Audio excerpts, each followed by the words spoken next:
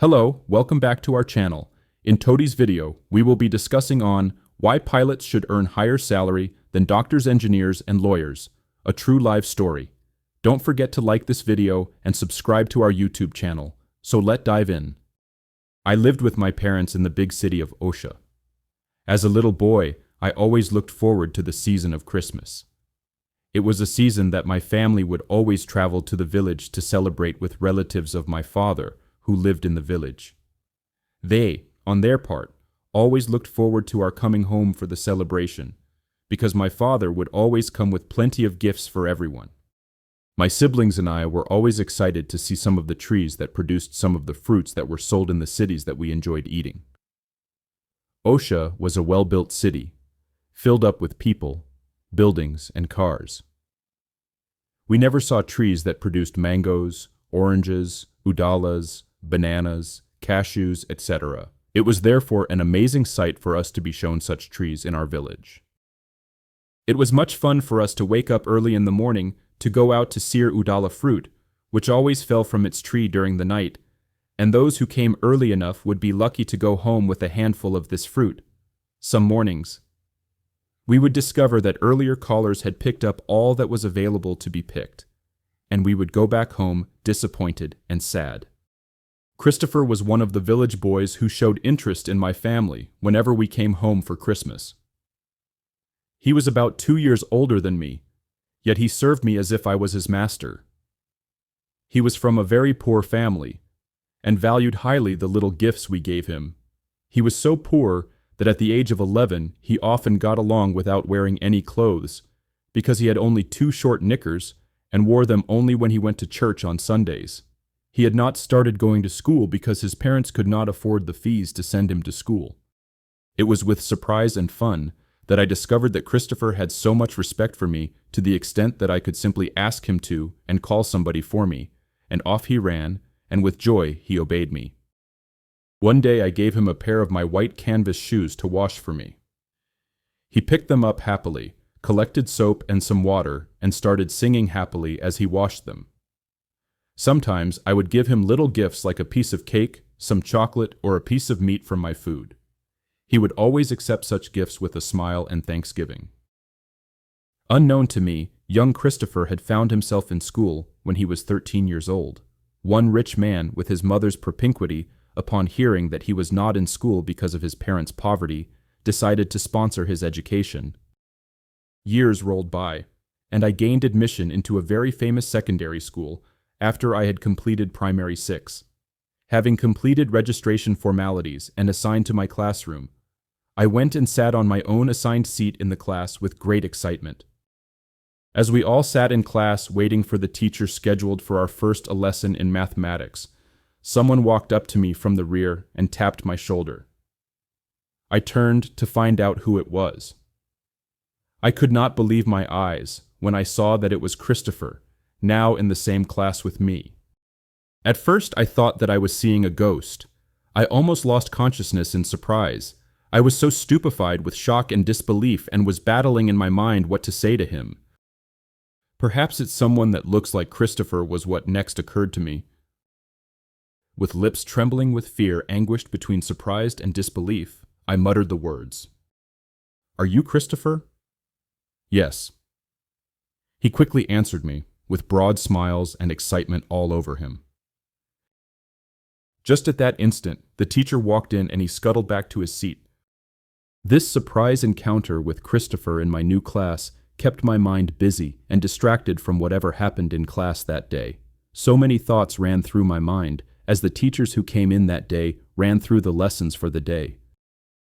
I could not comprehend how someone who had not started schooling when I was in primary 3 could be in the same class with me in my secondary school 3 years after.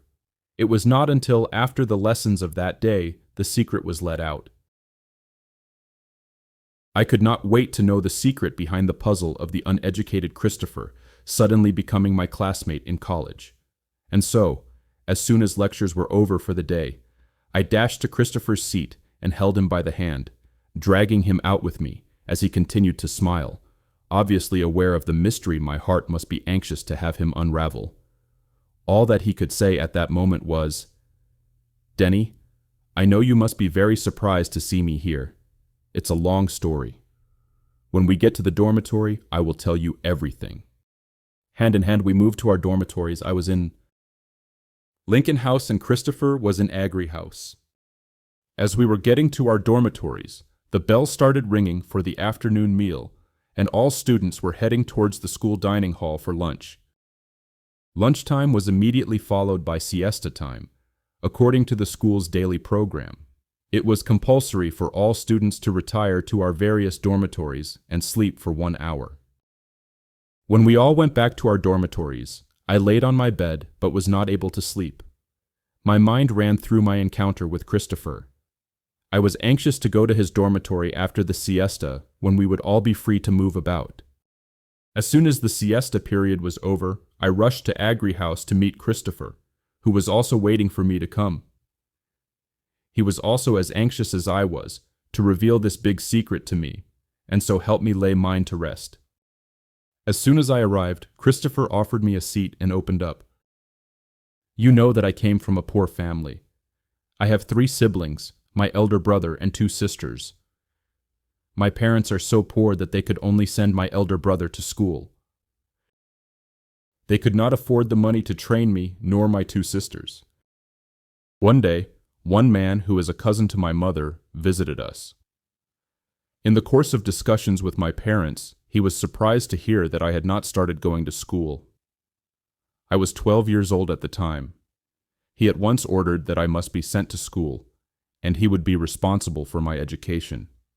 That was because my parents were able to prepare me for schooling with the money he gave them. They took me to our village primary school, bought the school uniform, and all necessary books required, and I became a proud pupil of St. Joseph's Primary School in Diaku.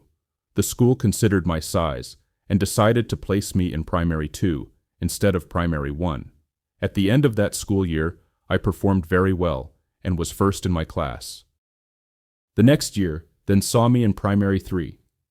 The year had hardly gone halfway when, on the recommendation of my class teacher, the headmaster of the school ordered that I should be moved to primary because of the way I performed in the term's examination. When I finished Primary 4, I went to Primary 5 at the beginning of the next school year.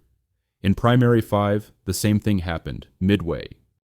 I was promoted to Primary 6, and so took the entrance examination to secondary school with others. When the result came out, my name was listed among those who passed, and that is how you have found me here. I give great thanks and glory to God for all this.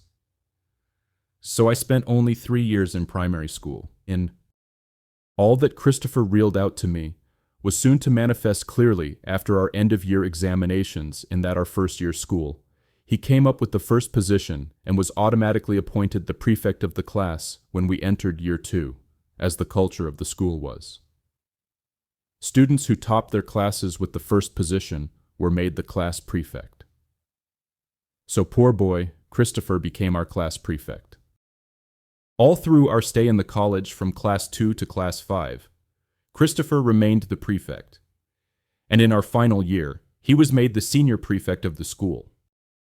When the results of the West African School Certificate examinations were released, Christopher not only passed in grade 1, but had A in all the subjects, to the great marvel of the principal and the entire school. He was indeed a great genius. A few months later, the government advertised jobs for school leavers. We all obtained the job application forms and filled in all that was required. A date was fixed for an examination involving English, mathematics, and general knowledge subjects. Thousands of fresh college graduates sat for this examination from all over the state. Few weeks later, the result was published in order of performances, from one position to the last position, which was about 24,000. The first name on that list who scored higher than every other candidate was this Christopher Ilo. Everyone was anxious to see this boy. His name gave my alma mater a very big name, because the question everyone was asking was, from which school? Which school produced this type of genius? And so Christopher got employed in Ministry of Works of the government as a clerical assistant. People from other government ministries kept trooping to the Ministry of Works, where Christopher was sitting at his table of work to catch a glimpse of him. The crow that surged into the ministry to see him continued to grow each day that the permanent secretary in charge had to issue a notice warning all and sundry to allow Christopher concentrate to do his job. One day, a friend brought to him a newspaper publication on an offer of scholarship from the Russian government to Nigerians interested in studying in Russian universities. Christopher immediately applied. When the result was released, he was among those selected. He was offered admission to study mechanical engineering up to PhD level. He was very excited and happy. Some of us who were his friends were not surprised when we heard of his success. His West African examination certificate scores were so excellent that no institution could deny him admission. And so, he started looking forward to the day he would leave for Russia. 2 weeks later, the result of an earlier examination he had taken to join the Nigerian army also came out. It was published in some newspapers, and Christopher was among the successful candidates.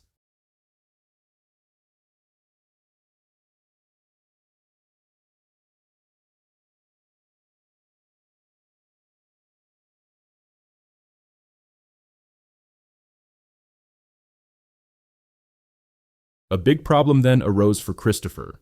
The Russian offer will take 8 years, but the Nigerian army offer would take only 2 years to become an officer in the army with a big financial income.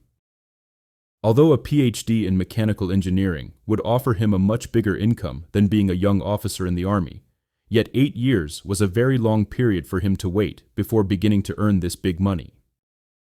His family was very poor, and he was in a hurry to lift them out of that abject poverty.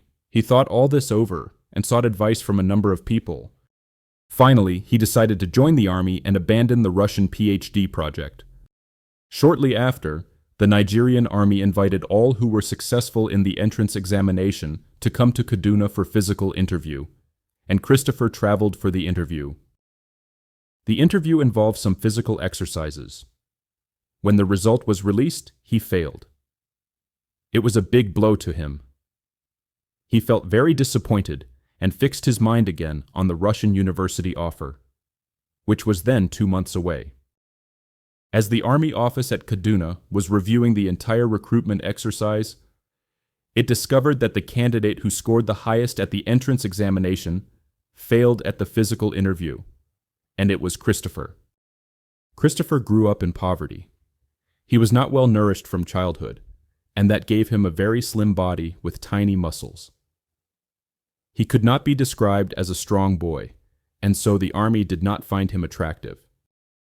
Following this discovery of his excellent academic performance, it was considered at the army head office that such a brain would turn out to be of great benefit to the army, and such a candidate must be recalled. Consequently, an urgent letter was dispatched to Christopher informing him that the authorities had changed their mind about him and had granted him success at the interview. Christopher's joy came back, and he began to make preparations to join the Nigerian army. After he got enrolled in the Nigerian army, Christopher was moved to the Air Force Division. He was among those selected to be trained as pilots. He then traveled overseas to one of the Asian countries for training, and in less than 2 years, he was back to Nigeria as a qualified Air Force pilot. When war broke out between Nigeria and Biafra, Christopher was one of the pilots deployed with bomber jets to fight for Nigeria. He carried out a number of bombing expeditions. In one of such expeditions, he was sent to the Nsukka sector of the battle to assist the ground soldiers, who were having a difficult battle with the Biafran soldiers there. He moved in with his bomber to bomb the Biafran soldiers and make way for the Nigerian soldiers to advance into Biafra. During that expedition, the Biafran soldiers shot down his plane, and Christopher was killed instantly. When news reached the Nigerian army headquarters that pilot, Christopher, one of their best pilots, had been killed. There was gloom everywhere, and the nation wept. Thanks for watching. Don't forget to like this video and comment your thought below.